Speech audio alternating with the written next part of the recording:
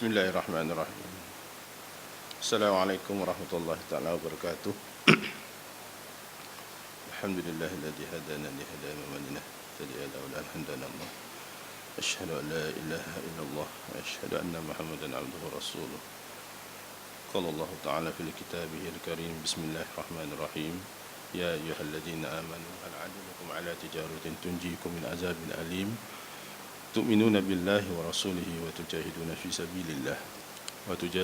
fi sabilillah bi amwalikum wa anfusikum zalikum khairul lakum in kuntum ta'lamun. Ila al-akhirah. Sadaqallahul azim. Jadi pertamanya saya nak mengucapkan jutaan terima kasih kepada penganjur muslimat Kubang Krian, pengurusi majlis, ustazah yang dah lama saya kenal, Kak Yah, Ketua Muslimat. Amat kejut tadi tengok pengurusi sebut isteri YB. Amat nak comel sikit isteri YB. Betul. Tapi tak apa juga isteri YB pun. Dia jamak dengan jamak dengan mufrad ni dah lain sikit. Okey, jadi tuan-tuan dan puan-puan sekalian, muslimin dan muslimat, muslimin mungkin kurang, muslimat. Hamba dia bila kita berkecek bab jihad ni. Pertamanya saya nak perkenalkan diri saya adalah Johan Arif Ismail. Oh, slide tak buka lagi, padahlah. Okey, saya Johan Arif Ismail, sebagaimana nama yang diberi oleh arwah ibu bapa saya. Nawak lagu mana nyawi nama lagu tu? So Johan sama lah. Dah lah Johan Putu Arif pula. Jadi tu orang Kelantan ni dah lagi nak sebut rekod tercatat. Orang Kelantan lah paling bijak sekali di dunia, paling intelijen. Kalau dia tanya ke apa pun tahu. Sebab dia lah paling arif. Segala-galanya diketahui, tuan-tuan. Tak ada benda orang Kelantan ni tak tahu. Semuanya dia tahu. Orang Pahang tidak lagi tahu, orang Kuala Lumpur tidak lagi tahu. Hanya orang Kelantan saja tanya ke dia pun tahu. Semua dia tahu. Jadi tuan-tuan dan puan-puan sekalian, muslimin, muslimat, muslimin adalah sebagai dua sini. Saya diberi peruntukan, diberi amanah, dipertanggungjawabkan selama lebih kurang dalam 1 jam. Jadi hamba sebenarnya biasa kecek selama 5 jam, tak henti.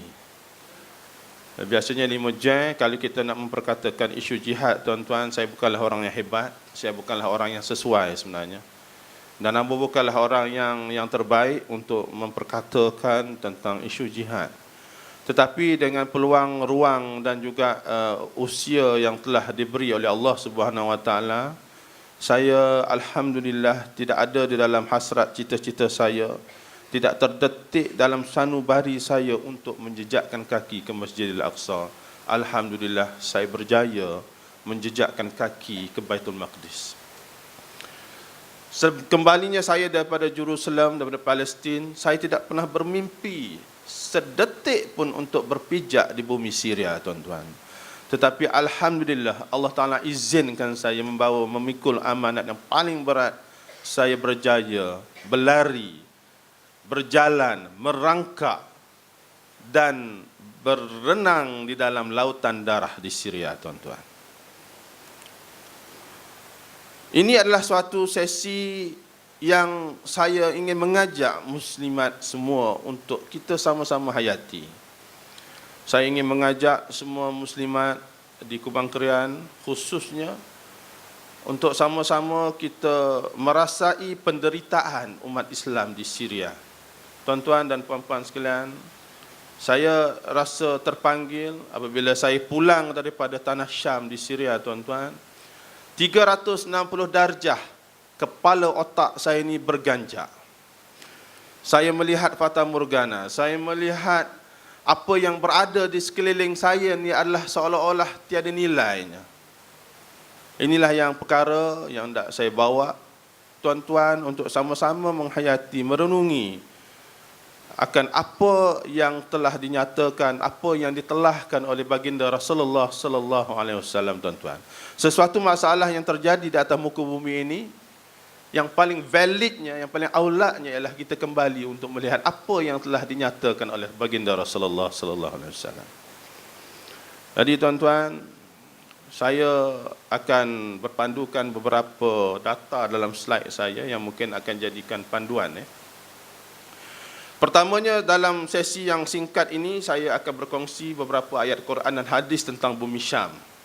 Sebelum kita memperkatakan tentang isu jihad, tuan-tuan, sebelum kita memperkatakan tentang isu Syria, tuan-tuan, sebelum kita memperkatakan isu Palestin dan Israel, tuan-tuan, kita kena memahami dari segi logistiknya terlebih dahulu.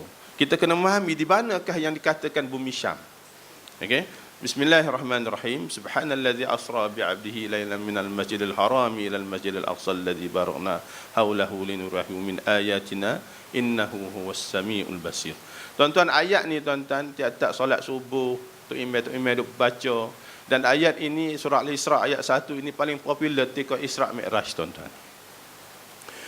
Kalau kita nak buat kupasan, kalau kita nak syarah bab ayat ni saja, tuan-tuan, tak habis, tak akan habis. Even 3 hari 3 malam pun tidak akan kehabisan, tuan-tuan. Tetapi Rasulullah sallallahu alaihi wasallam dapat menghabiskan perjalanannya, badannya, rohnya, jiwanya, raganya diperjalankan dan kembalinya dalam pada waktu yang singkat. Saya ingin menarik perhatian tuan-tuan kepada suatu perkataan yang disebut dalam ayat ini, sebab masa tak cukup, dan hamba pula bukanlah merupakan ustaz ulama yang layak untuk syarah bab ayat ini. Cuma saya nak tarik perhatian tuan-tuan terhadap perkataan, saya translate di bawah tu terjemahannya, dengan nama Allah yang Maha Pemurah lagi Maha Mengasihani. Maha suci Allah yang telah menjalankan hambanya Muhammad Rasulullah sallallahu alaihi wasallam pada malam hari dari Masjidil Haram di Mekah hingga ke Masjidil Aqsa di Palestin yang kami berkahi sekelilingnya. Baik. Ambil perhatian kepada perkataan kuning tersebut. Berkahi di sekelilingnya, tuan-tuan. Saya berada di Palestin, tuan-tuan. Okey, saya berada di Palestin. Semakin saya hampir dengan Masjidil Aqsa, tuan-tuan. Masjidil Aqsa ni, okey, tuan-tuan yang tengok yang bulat tu macam Pentagon tu, itu adalah Dome of the Rock. Masjidil Aqsa berada di belakang sana, lebih kurang jarak dia 100 meter. Okey. Semakin badan kita, jasad kita menghampiri bumi barakah ni, tuan-tuan, kita merasa keberkahannya, tuan-tuan. Apa yang dimaksudkan sebagai barakah, tuan-tuan? Kita kena faham. Sebelum kita memperkatakan tentang Syria, sebelum kita memperkatakan tentang Palestin, sebelum kita memperkatakan tentang Yahudi, sebelum kita memperkatakan tentang Israel, sebelum kita memperkatakan tentang Zionis, mengapa peristiwa akhir zaman berlaku banyaknya di tanah Syam, di bumi Syam? Antara agenda barat yang telah berjaya ialah menghapuskan perkataan Syam dari peta dunia.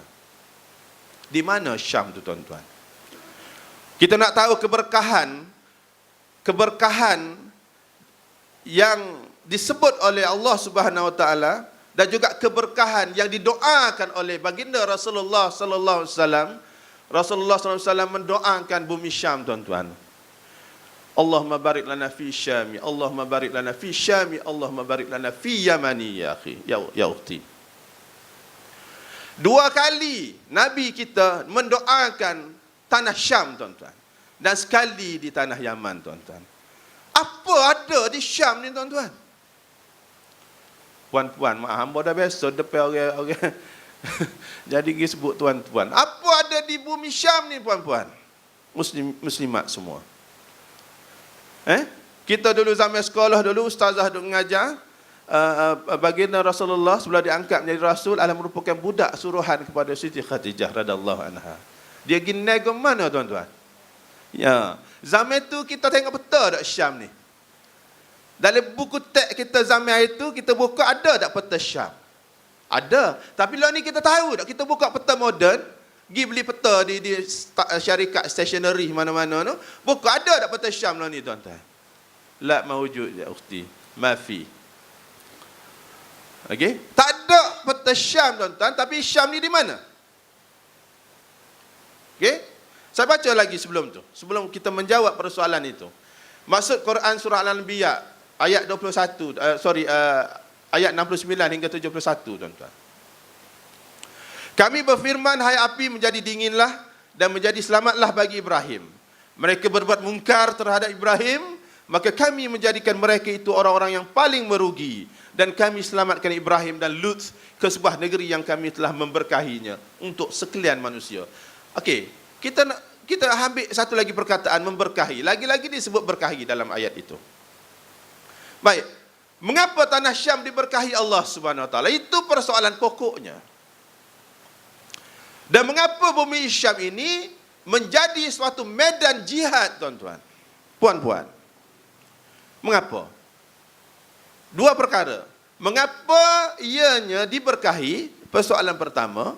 Dan yang kedua, mengapa ia menjadi suatu medan jihad di akhir zaman? Okey, pertama, kerana tanah para anbiya makan para nabi, tuan-tuan, puan-puan. Beratus ribu syuhada telah terkorban di bumi Syam. Saya sempat ke makam Nabi Sulaiman. Saya sempat ke makam Nabi Daud. Orang Israel, orang Yahudi panggil Nabi Daud ni apa dia? King David. King David, Nabi Daud ni merupakan seorang raja yang dihormati oleh Bani Israel, tuan-tuan. Terlalu ramai nabi-nabi yang dilahirkan daripada Bani Israel. Nabi Ishak, Nabi Yakub, Nabi Daud, Nabi Sulaiman. Okey. Daripada keturunan Arab ada berapa je nabi kita? Ada 4 orang saja daripada keturunan Arab. Yang lain ialah daripada Bani Israel, tuan-tuan. Hak tu ya Yahudi nak marah sangat tu. Sanggup dia pergi ke Mekah supaya bayi yang keluar daripada perut seorang ibu tu ialah nabi akhir zaman. Dia tahu dalam kitab Taurat, dia tahu dalam kitab Torah bahawasanya akan lahir nabi akhir zaman ini di situ. Maka dia pergi situ, berhijrah di Mekah supaya anak yang lahir itu daripada keturunan dia, tuan-tuan. Orang Yahudi ni dia rasa dia ni boleh ubah hadis. Dia boleh ubah ayat-ayat kalamullah. Yang kedua ialah kerana kiblat umat Islam pertama. Berapa tahun kita umat Islam menghadap kiblat ke Masjidil Aqsa, puan-puan? Berapa tahun? 17 tahun. Sebab tu kalau pergi ke Mekah ada Masjid Kiblatain. Ada dua kiblat. 17 tahun kita salat menghadap ke Masjidil Aqsa, tuan-tuan. Ketiga, tanah wahyu dan kenabian. Beribu wahyu. Bermula daripada kitab Injil, kitab Zabur, kitab Taurat hingga Al-Quran turun di bumi Syam, tuan-tuan. Apa tak turun kat bumi Kelantan? Apa tak turun di Amerika? Apa tak turun di New Zealand? Apa tak turun di Kedalalak umpamanya? Sebab apa di bumi Syam, tuan-tuan? Yang keempat, tanah Isra dan Mi'raj. Kalau kita memperkatakan tentang horizontal dan vertikal, kalau kita hanya bercerita terhadap penemuan Rasulullah sallallahu alaihi wasallam bermula daripada Isra-nya, belum lagi Mi'raj ni, tuan-tuan, tak akan habis 3 hari 3 malam, tuan-tuan. Banyak peristiwa, banyak scene yang ditemui oleh Rasulullah sallallahu alaihi wasallam sepanjang di Isra' Mi'raj kan, tuan-tuan. Tak cukup masa untuk saya memperkatakan isu ini. Yang kelima ialah tanah yang ditakluk tanpa perang. Di mana? Dalam banyak peperangan umat Islam, satu-satunya penaklukan tanpa peperangan ialah di mana? Ialah di Palestin, Jerusalem. Pernah dengar Jerusalem? Jerusalem tu dalam Israel ni lah. Israel tu Palestin lah, Palestin tu Israel lah. Ada orang keliru. Banyak cerita-cerita barat, cerita-cerita Hollywood, cerita-cerita James Bond lah ni buat di Jerusalem. Nama saja Palestin, tuan-tuan, tetapi 5 perkara dikuasai oleh Israel. Palestin ni hanyalah sebagai nama semata-mata. 5 perkara dikuasai oleh Israel. Apa dia? Israel menguasai ruang udaranya, tentera udaranya, termasuk drone, kapal terbang pengintip beredar-edar di ruang udara Palestin. Yang keduanya ialah ruang airnya. Tentera laut Israel sentiasa beronda di perairan Palestin. Kalau nelayan keluar daripada sempadan, dia akan tembak bot nelayan tadi. Yang ketiganya ialah Israel Yahudi menguasai bekalan air, tuan-tuan. Kalau tuan-puan pergi nak solat, nak ambil wuduk dalam Masjidil Aqsa tu, ataupun di hotel-hotel Jerusalem, bekalan airnya dibekal oleh Kementerian Air Israel. Kalau dia potong, tak boleh ambil wuduk, nak tayamum. Air, bekalan air. Yang ketiganya ialah immigrationnya. Tuan-tuan nak masuk menerusi Rafah daripada Mesir, masuk sempadan Rafah, immigration Israel. Kalau daripada Jordan nak masuk ke Jerusalem, immigrationnya, visanya ialah Israel. Dan yang kelima ialah keuangan. Mata wang yang digunakan di Israel adalah mata wang shekel. Mana mata wang Palestinnya? Tuan-tuan nak hantar bungkusan pada anak-anak tuan-tuan di Palestin. Katalah ada suami ke anak di Palestin, tuan-tuan kena hantar menerusi Israel, tuan-tuan. Mana Palestinnya? Okey. Balik pada isu kita yang tadi ialah tanah yang ditaluki tanpa perang, Jerusalem.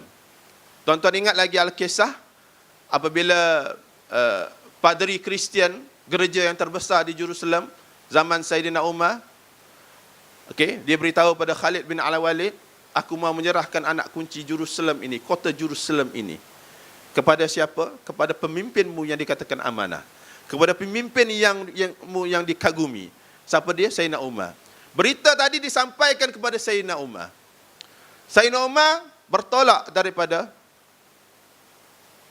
Mekah, daripada Madinah, untuk berhijrah, untuk pergi ke Palestin menaiki unta. 40 hari 40 malam, tuan-tuan, kalau naik unta lah.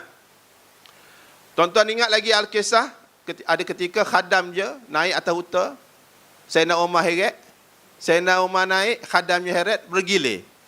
Ingat lagi tak cerita tu?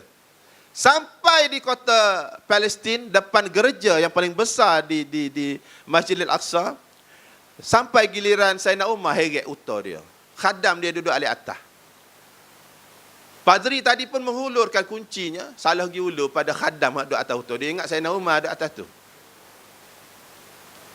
Maka Khalid bin Al-Walid menegur, dia kata, lah, itu bukan Saidina Umar. Saidina Umar ialah orang yang mengheret unta. Khadam dia duduk alik atas. Khadam dia jadi bos. Tuan-tuan, banyak pengajaran. Daripada cerita tu saja banyak pengajaran. Nak cari bos lagu mana?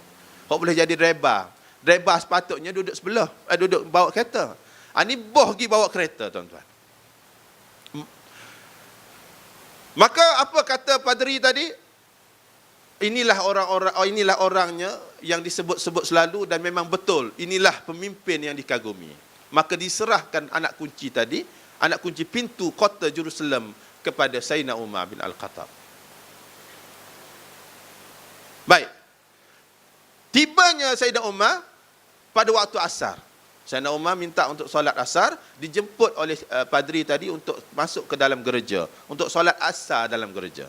Saidina Umar menolak, dia lantas ambil batu di depan dia dan dilontar selontaran. Maka tempat batu tadi jatuh, didirikan Masjid Omar sekarang. Masjid Omar dengan church yang paling besar di Jerusalem, jarak dia lebih kurang daripada sini ke 2 kali ganda dengan bangunan putih sana. Jauh, selontaran tu. Tak tahu Saidina Umar dia lontar lagu mana. Saya berdiri di church tu. Saya bukan berdiri di masjid. Saya berdiri di pintu gereja terbesar di Jerusalem, tuan-tuan. Saya bergeling kepala. Okey? Right, di situlah Saidina Umar mendirikan solat asar, dan itulah maksudnya penaklukan Jerusalem tanpa peperangan. Faham? Faham? Okey. Yang keenam ialah tanah kesabaran dan jihad. Yang ketujuh, tanah yang dijanjikan. Yang ke-8, tanah ibu kota khilafah yang akan datang. Tanah tempat semua manusia akan dikumpulkan, padang mahsyar. Tempat turunnya Nabi Isa di timur Damsyik. tuan-tuan, nombor 9, tanah tempat semua manusia akan dikumpulkan. Siapa kata di sini mereka tidak akan ke Syam? Angkat tangan. Siapa yang kata di sini saya tidak akan pergi ke Syam? Siapa? Kita di padang mahsyar dalam hadis-hadis sahih, tuan-tuan, bukan di planet Pluto, bukan di planet Marikh, tuan-tuan. Tanah yang akan dihamparkan menjadi bumi mahsyar ialah di bumi Syam, tuan-tuan. Semua di antara kita akan ditelanjangkan di situ, tuan-tuan. Tidak ada surat benang pun pada tubuh badan kita. Mu aku. Tempat turunnya Nabi Isa. Mengapa Nabi Isa diturunkan di Damsyik, di timur kota Damsyik, tuan-tuan? Mengapa tidak di Kuala Lumpur? Mengapa tidak di Sabah dan Sarawak? Lagi-lagi Syam, lagi-lagi Syam, lagi-lagi Syam. Nabi Isa diturunkan pada waktu subuh. Jemaah yang tak solat subuh meminta Nabi Isa untuk mengimamkan solat, tapi Nabi Isa menolak. Imam Mahdi akan menunggu Nabi Isa untuk memerangi Dajjal. Siapa pengikut Dajjal, tuan-tuan? Dalam hadis sahih, 70,000 Yahudi daripada Khurasan. Aina Khurasan ya ukhti?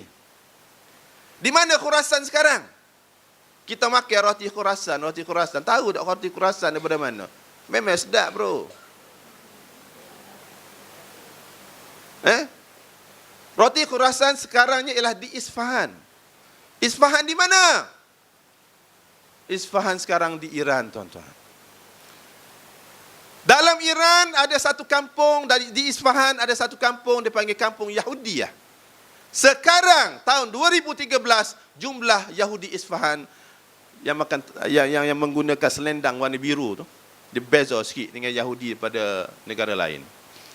Sekarangnya jumlahnya adalah 35,000 orang. Nabi sebut 1400 tahun dulu. Tak ada internet, tak ada video, tidak ada komunikasi, tidak ada teknologi. Bagaimana Rasulullah sallallahu alaihi wasallam secara kuantitatifnya, secara spesifiknya, secara detailnya boleh menyebut angka 70,000. Mengapa tidak disebut 70,001? Mengapa Rasulullah tak sebut baik kalilah 69,000 lebih-lebih kurang? Eksplisit. Sekarang Yahudi di Isfahan 35,000 orang. Dan ini yang disebut dalam hadis 70,000 akan mengikut Dajjal, menjadi tentera kepada Dajjal.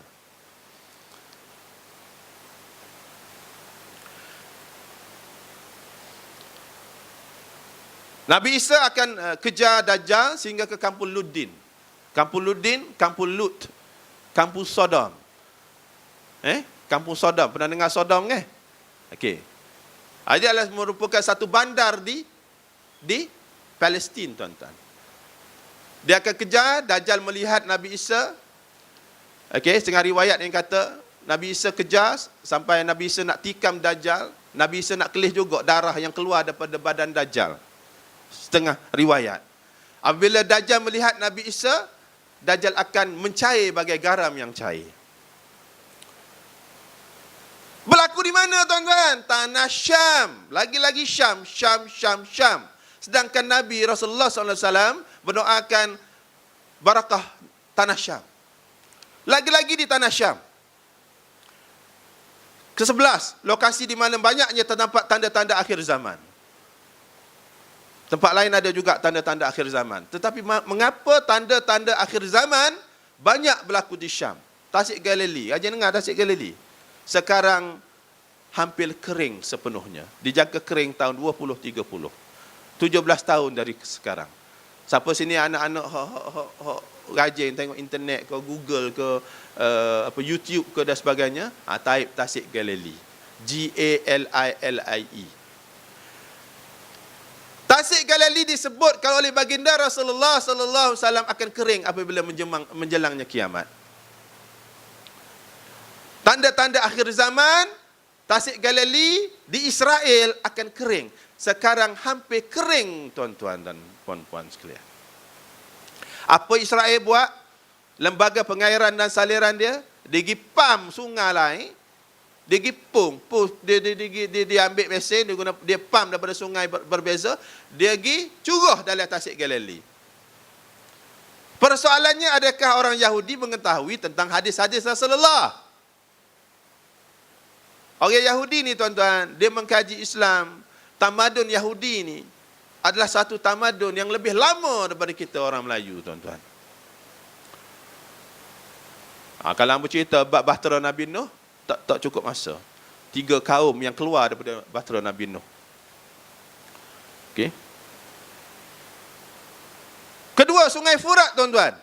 Sungai Furat yang semakin kering di Turki, Syria dan Iraq. Sungai Furat ni di mana?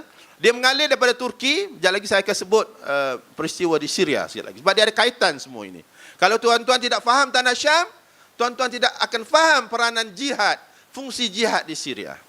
Sebab tu hangpa kena huraikan dulu. Biar nampak dulu apa yang terjadi sebenarnya. Senario yang terjadi sekarang.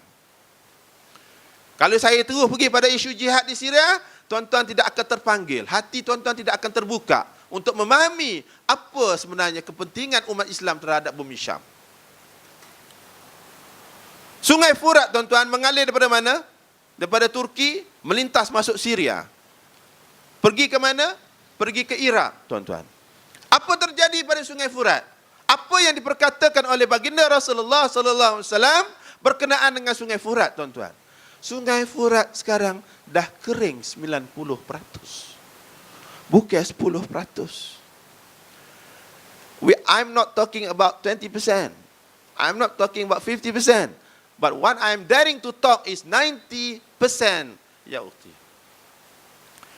Sehingga menimbulkan artifak-artifak lama purba. Nelayan yang memancing ikan di Sungai Furat terjumpa shilling-shilling emas. Nelayan yang memancing menangkap ikan di Sungai Furat jumpa artifak-artifak purba, tuan-tuan. Bahan-bahan purba, tuan-tuan.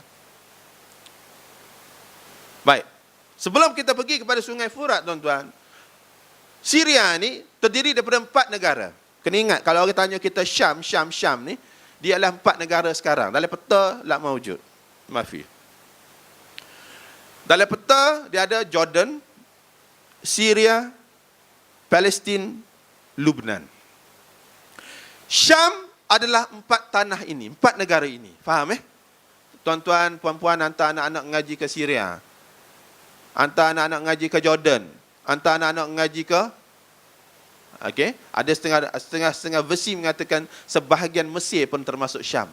Ada setengah versi ulama-ulama mengatakan bermula daripada Mekah hingga Masjidil Aqsa. Kalau ikut kepada surah Al-Isra' tu, sekelilingnya barakna haulah. Nampak? Rasulullah yang di Isra' tu, perjalanan Isra' Mi'raj tu, kawasan yang diberkahi. Tetapi kalau kita nak memperkatakan secara logistik geografinya, 4 negara ini. Saya ulang sekali lagi. Di manakah Syam? Palestin, Jordan, Syria, Lubnan. Dan Syria adalah terbesar dalam tanah Syam. Faham dah ni? Nampak gambar dia yang nak bawa? Faham dah? 50%-nya adalah Syria duduk dalam bumi Syam. Itu dia punya moral of the story. Tuan-tuan faham ini?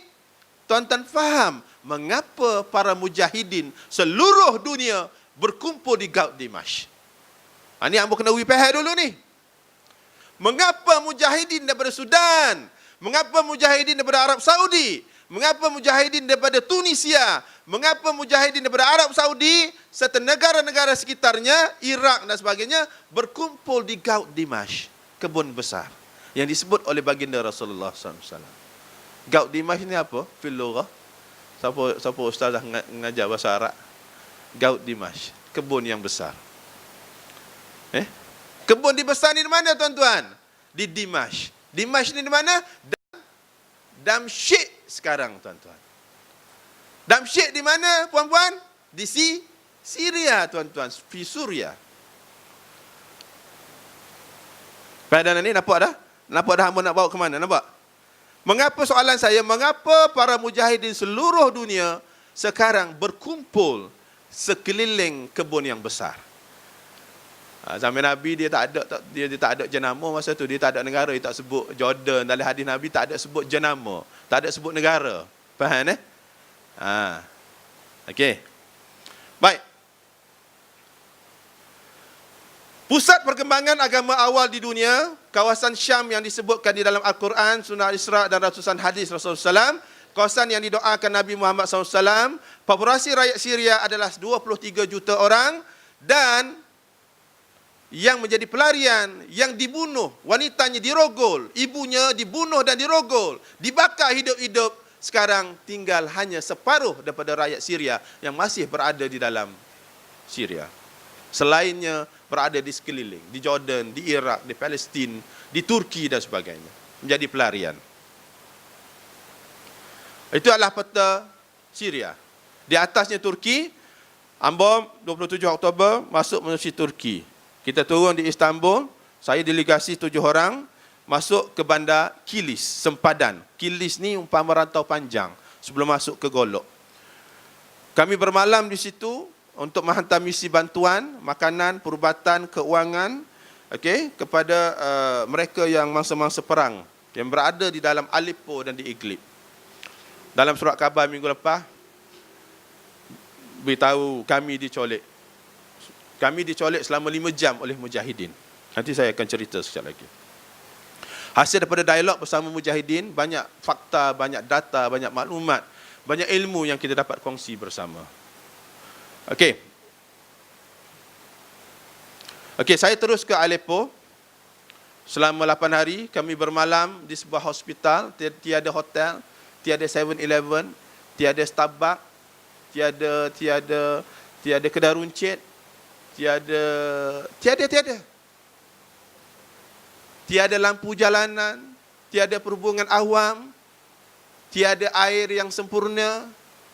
Seekor kucing yang kelaparan menjilat darah syuhada di tepian jalan kerana terlalu dahaga. Kucing terpaksa minum darah, tuan-tuan. Dihalak, tuan-tuan.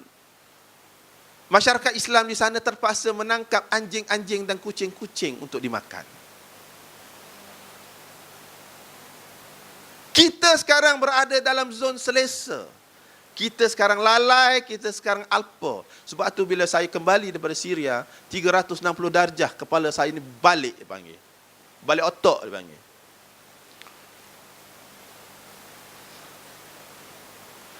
Breakfast waktu pagi saya ialah sekeping roti sebesar itu. Saya makan secebis, cicah dengan minyak zaitun hijau, cicah dengan yogurt, susu masam yang dibuat sendiri, homemade. First time makan memang best. Kali kedua mengharapkan menu yang berbeza. Dibawa tubik hok tak habis pagi tadi. Untuk dinner saya mengharapkan menu yang juga berbeza. Dibawa hok tengah hari tak habis ke malam. Dia tak dalam peti sejuk rupanya. Peti sejuk dia tak payah tutup freezer dia. Freezer dia tu, puan-puan, tidak seperti freezer kita di rumah. Super, brand ni super, bentuknya serupa, tapi dia tidak tutup. Saya tanya mengapa tidak tutup? Udara di luar lebih sejuk daripada udara dalam peti sejuk.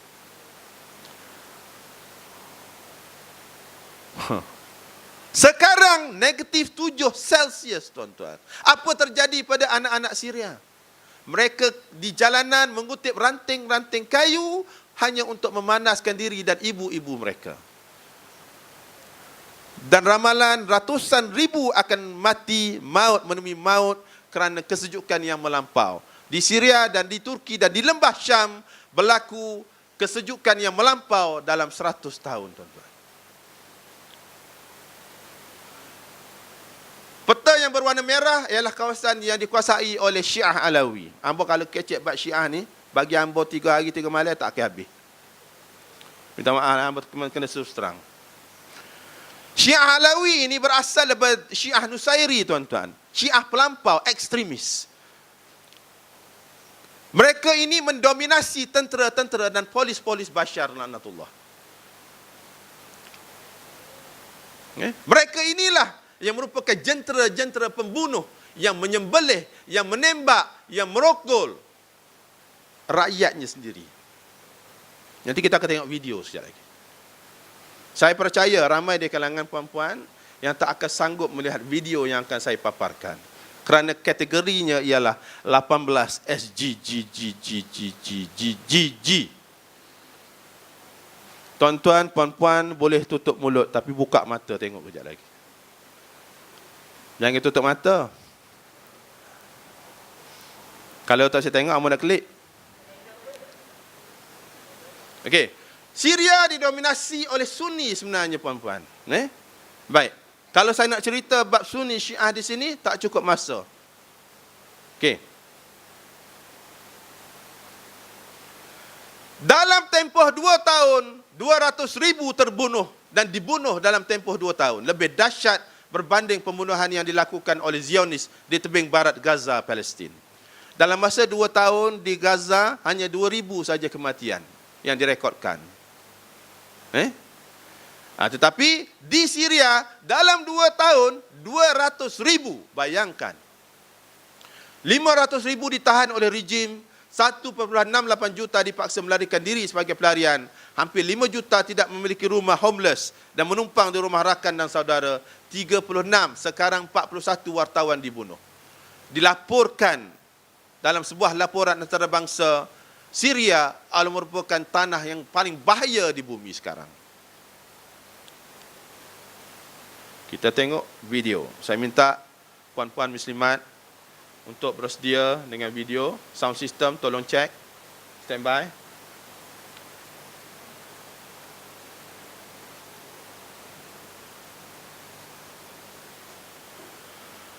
Ini adalah fatwa Dr. Yusuf Qaradawi, okay, dan juga ulama Palestin untuk mengajak kita memerangi Bashar. Saya terpaksa fast forward kerana video ini agak panjang, tetapi saya ringkaskan. Min muqata'ati Huran alladhi qult minha al-Imam an-Nawawi rahimahullah ta'ala haula'i al-atfal. Okay. Saya translate. Apa yang terjadi di Syria ialah sekumpulan kanak-kanak 10 orang berumur antara 7 hingga 15 tahun. Bermain di sekolah mereka, keluar daripada bangunan sekolah, menyonting di dinding-dinding sekolah. Kami pemuda mahu menjatuhkan kerajaan. Okey? Dia tulis kat dinding. Tuan-tuan dan puan-puan sekalian, orang-orang Arab ni, kanak-kanak dia 7 tahun, supaya budak 15 tahun kita lah ni. Dia lebih matang, cepat matang. Faham Kanak-kanak Arab ni, especially di Palestin, tuan-tuan, puan-puan, kalau tengok muka dia, tengok gerak laku dia, tengok bahasa badan dia, nampak seolah-olah matangnya lebih cepat berbanding anak-anak Melayu kita. Apa yang terjadi di Mesir, apa yang terjadi di Tunisia, apa yang terjadi di Yaman, pergolakan yang berlaku, umur 7 tahun, 10 tahun, dia boleh tulis di dinding. Melahirkan perasaan mereka terhadap pergolakan umat Islam, mereka lahirkan pada dinding-dinding sekolah. Datang polis Bashar, melihat tulisan di dinding, menangkap kanak-kanak ini yang seramai 10 orang. Bawa ke balai polis, okay, yang lelaki kemaluannya disiat hidup-hidup. Kuku kaki mereka diumpil, puan-puan. Kuku kaki dicabut. Ibu kepada kanak-kanak tadi datang tuntut di balai polis, apa yang dikatakan, lupakan anak engkau. Kalau engkau mahu anak, engkau buat yang lain. Kalau tak boleh, datang kami tolong buat pada engkau. Perkataan lucah ini, ayat lucah ini tersebar di seluruh Syria, yang akhirnya menjadi satu letusan pemberontakan masyarakat. Tuan-tuan, puan-puan, apa yang terjadi di Syria bukan di zaman Bashar saja, puan-puan. Ia terjadi nun jauh lebih lama lagi. Zaman Hafiz Asad, ayah dia. Zaman dulu kala. Tuan-tuan, di Syria ni, bandar Aleppo, puan-puan tahu tak? Ia merupakan suatu bandar purba. Aleppo ataupun Syria adalah merupakan markas kepada Salihuddin Al-Ayyubi sebelum menyerang Jerusalem. Salihuddin Al-Ayyubi bermarkas di Aleppo, Syria sebelum attack Jerusalem, puan-puan. Syiah Nusairi lah antara kumpulan yang bersekongkol dengan tentera Kristian dalam perang salib. Okey, ramai orang tidak tahu. Kumpulan Syiah Nusairi inilah bersekongkol memberi maklumat-maklumat rahsia terhadap strategi Salahuddin Al-Ayyubi kepada tentera salib.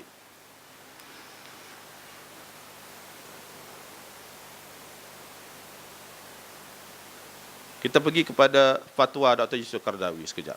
أكثر من 20 طفلا ديهم أبناءكم إن ظاهرين القطط ولكنه يكشف عن أنياب الأسود والنمور والوحوش القاتلة يقتل الناس ولا يبالي يقتل الرجال ويقتل النساء يقتل الشباب ويقتل الشيوخ ويقتل الأطفال ويقتلهم بطريقة بشعة فظيعة تقشعر منها الأبدان الشموخ أسأل للواحد الأحد. Okay. Apa yang terjadi di Syria ialah peperangan akidah. Sebelum mangsa tadi dibunuh, mereka dipaksa, diseksa untuk mengucap kalimah tiada Tuhan melainkan Bashar. Whether you sebut ataupun tidak, anda tetap akan dibunuh. Okey? Sebelum dibunuh, diseksa, disyirikkan terlebih dahulu. Salah satu ialah, cuba tengok pengikut Bashar, as al-wahid al-ahad, as whoever you wish, baptism is my religion. Agamanya ialah agama parti Ba'ath. Bashar Assad ini ada sebuah parti yang memerintah yang dikuasai oleh Bashar. Nama parti tadi ialah parti Ba'ath. Agamanya ialah agama parti. Faham? Faham Jelas Baptism is my religion. And my Lord, Tuhan saya, boleh baca ke kalau yang depan boleh baca? My Lord is Bashar al-Assad. Tuhan saya adalah Bashar al-Assad. Kita tengok penyokong dia yang kedua. اسألوا ما شئتم بعد البعث ديني ورفض بشار الأسد. بعد البعث ديني ورفض بشار الأسد. يعني مثل واحد بيحب واحدة كتير بيقول لك أنا بعبدك.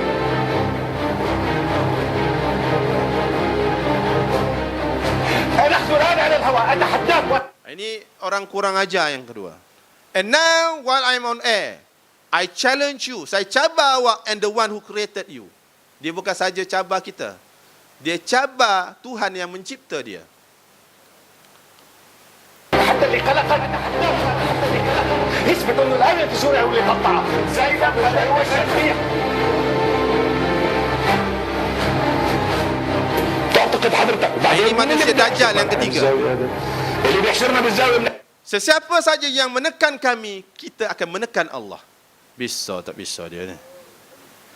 Whoever pushes us into a corner, we will push even Allah and the one who created him. Ini orang ikut ajar hak ketiga. Ini kita tengok pengikut Marhain Bashar pula. احشر الله اللي خلفه كلياته على بعض. احشر الله اللي خلفه كلياته على بعض. استغفر الله العلي العظيم. ما فينا يا استاذ عماد، ما حدا بيحط سوريا بزاوية. ما حدا بيحطها بزاوية. عندنا بشار الأسد. Ini adalah penyokong Bashar. For us, bagi kami, kita menyembah Bashar. We worship Bashar al-Assad before we worship Allah. Kalau mu dah sembah Bashar, mu dah mensyirikkan Allah, boleh sembah Allahnya. Nampak?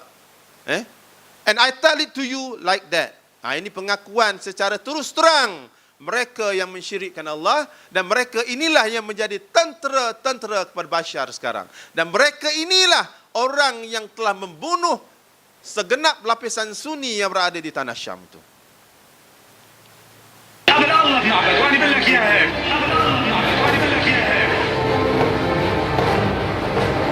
Kita saksikan sekejap lagi sebelum dibunuh.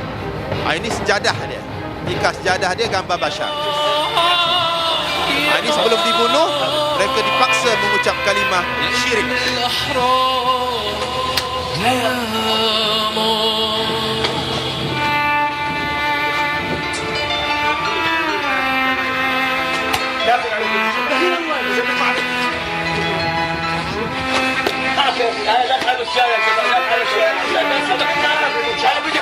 يمكن غير الدولة. لا إله إلا ما رأيته. لا إله إلا ما الأسد. لا إله إلا ما الأسد. وحكيت طلع فيه. لك هذا الكاس لبي ويوسف شبه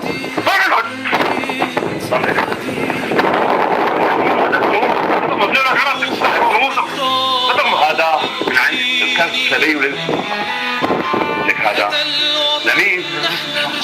لمين هذا خلاص هذا بدنا نذبحه تحت نرميه تحت هذا يوسف الشغل ما Ribuan masjid dibom. Kalau anda sedang solat dalam masjid, okey, anda akan ditembak daripada belakang.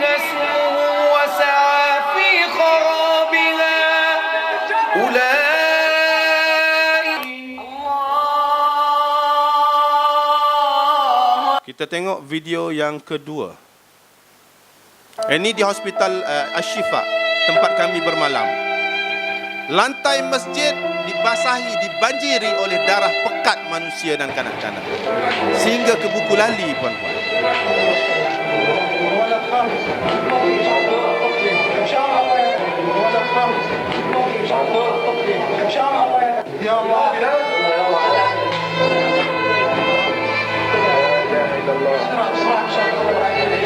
Perubatan tidak cukup.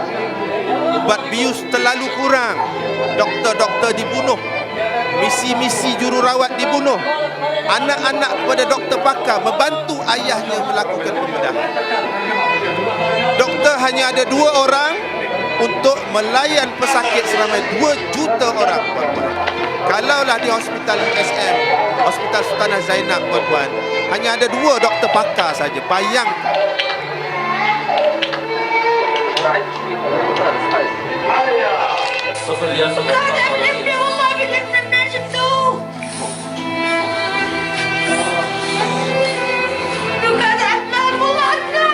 هذا الطفل هو عم يحتضر المشفى المتخصص يبعد عننا حوالي 100 متر ما قادرين نوصله لأن النظام المشفى عم يمنع وصول أي طفل حتى الطفل منع وصوله الصليب الأحمر اللي كان امبارح عم يتفاوض وعم يكسب على الدنيا كلها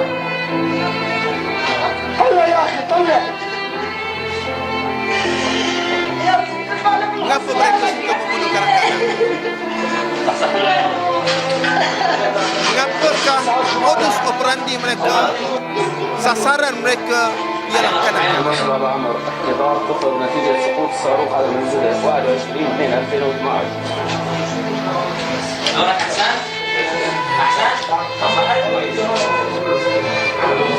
Kalau mereka bunuh kanak-kanak, ayahnya yang menjadi mujahidin akan menarik diri dari medan-medan peperangan. Desperate. Itu strategi dia.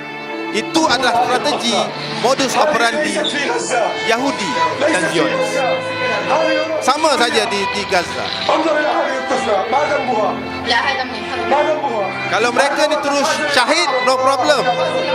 Tetapi masalahnya kecederaan yang dirawat dalam keadaan mereka ini masih lagi hidup. Di setiap hospital Aleppo dan di Idlib, tempat yang kami ziarah, semuanya ada wad syahid. أنتم يا علماء دمشق أين أنتم يا علماء حلب Bayi ni أين أنتم يا علماء سوريا بالله عليكم tali pusat tak putus 7 lagi. أشهر الآن أولد بحاجة لأخطانا إننا Tengok tali pusat tak putus lagi. نتركه اليهود بهذه اللحظة انظر لهذا الطفل الإرهابي بهذه الأطفال سنتحدى العالم كله إن شاء الله هذا هو جيل الحرية هذه فوقي دخول الجميع بحاول كل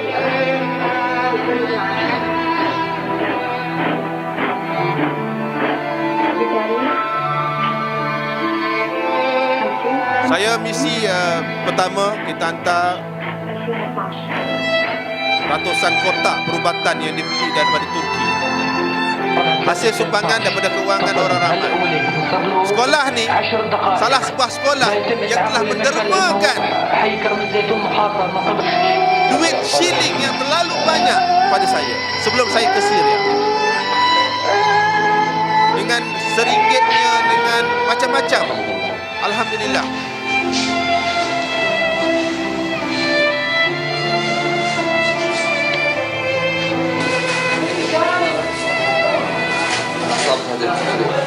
Kanak-kanak ini kehilangan ibu dan bapa. Dia cari ayah dengan mak dia tak jumpa. Abang kehilangan adik, adik kehilangan kakak, isteri kehilangan suami, suami kehilangan isteri, atuk kehilangan cucu, cucu kehilangan atuknya. Kanak-kanak ini kehilangan ibu bapa. Bila dia tanya, dia kata ayah dia pergi Arab Saudi, pada ayah dia telah ditawan. Dia tidak tahu. Dia ditemui berseorangan ketika diserang.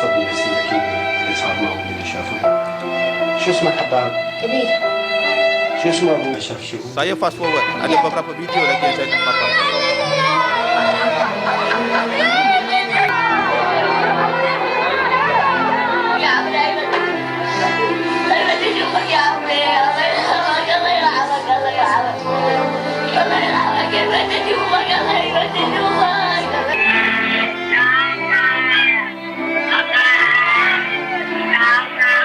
Video seterusnya saya minta tuan-tuan bersedia untuk saya paparkan.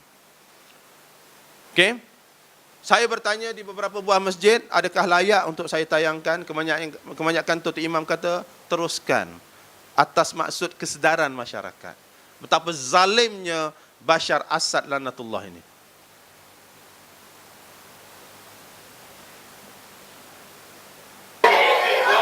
Ini ialah di Hospital Ashifa, tempat kami bermalam. 2 malam kami berada di sini.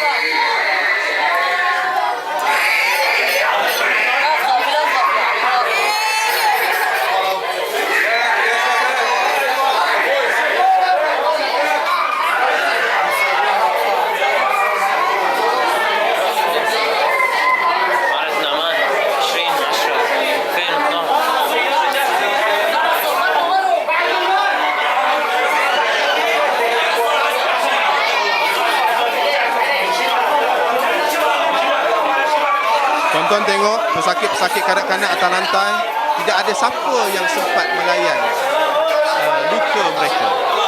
Tiada jururawat, tiada doktor, doktor hanya seorang saja, Dr. Osman.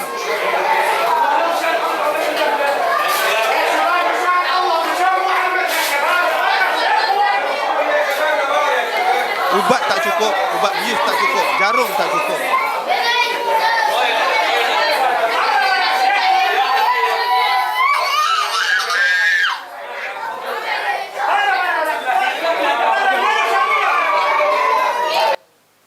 Okey, tengok video yang seterusnya. Bersedia yang ini. اليوم بدنا نكون شباب طيبين.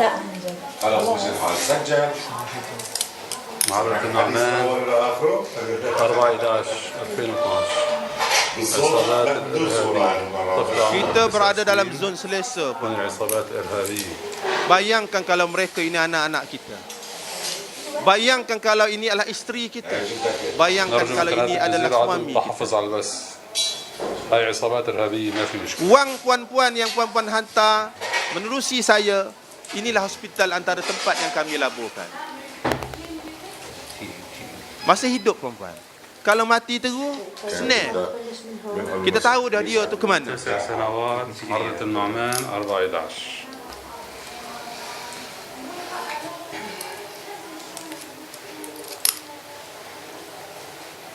Zalimnya tak zalim. Saya tak tahu kalau dia hidup lagi pun setara mana orangnya.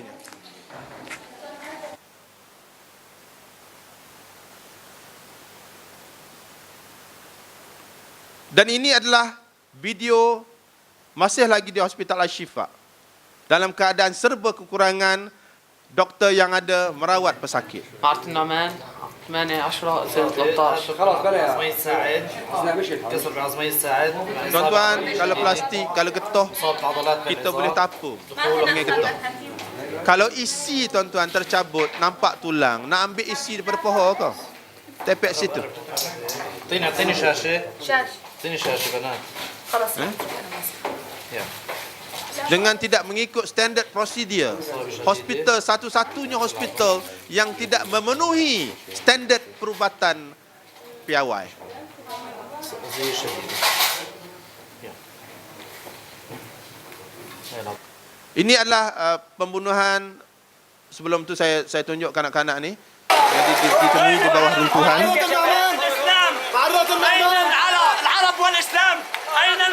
الراجلون؟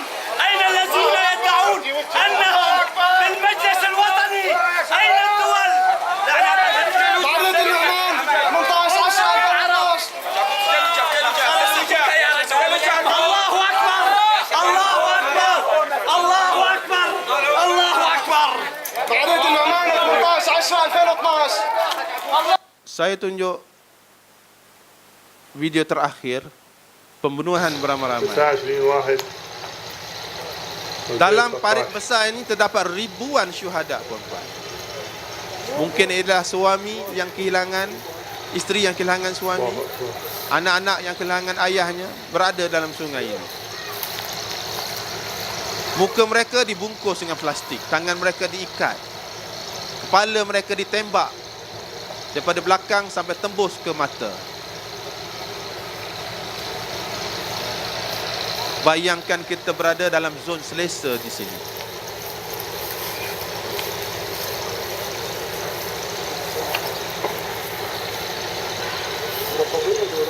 Sebab itulah Profesor Dr. Yusuf Qaradawi mengeluarkan fatwanya agar kita memerangi Bashar.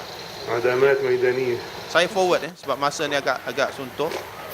Ribuan jenazah ditemui dalam longkang dan kebanyakannya jenazah tidak hancur, tidak berbau busuk, dan kalau close up video pada wajah mereka kebanyakan dalam keadaan tersenyum manis. Inilah para syuhada.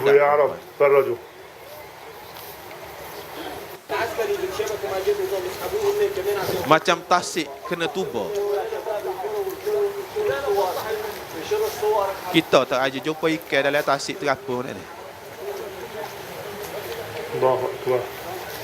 Tuan-tuan tengok masih ada lagi jenazah yang dibawa naik nanti sepanjang-panjang. Allahu Akbar. Tengok. Allahu Akbar.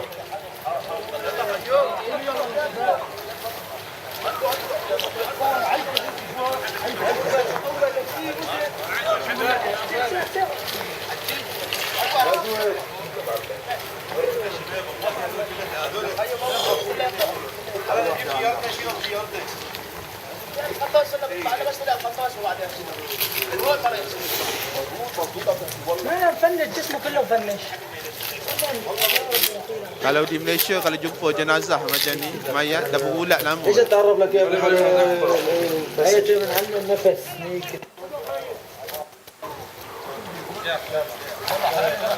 Allahu Akbar.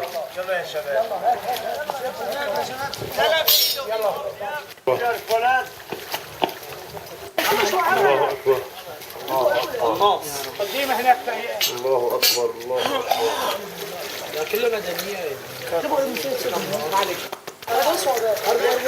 يلا خلاص صوبي Saya fast forward دول بني آدم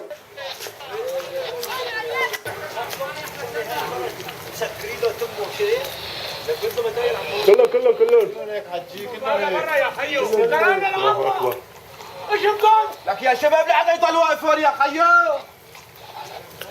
يلا خو يلا apa dosa mereka pun. Tengok kepala sampai pecah otak. Apa dosa mereka perempuan dalam keadaan waktu pagi. تفاحة سقطت اكتشفوا قانون الجاذبية وآلاف الشهداء سقطوا ما حدا اكتشف قانون الإنسانية. Masih lagi kedengaran bom. Tengok, tembus ke mata. Kita masih boleh menghantar anak ke sekolah. Anak pulang dengan selamat dari sekolah. Tapi tidak sama apa yang berlaku di Syria. Jadi tuan-tuan dan puan-puan sekalian, puan-puan, ini adalah sebahagian. Assalamualaikum warahmatullahi wabarakatuh. Saya mewakili misi bantuan kecemasan bersama saya Haji Aziz dan juga Ustaz Nur Azli Musa.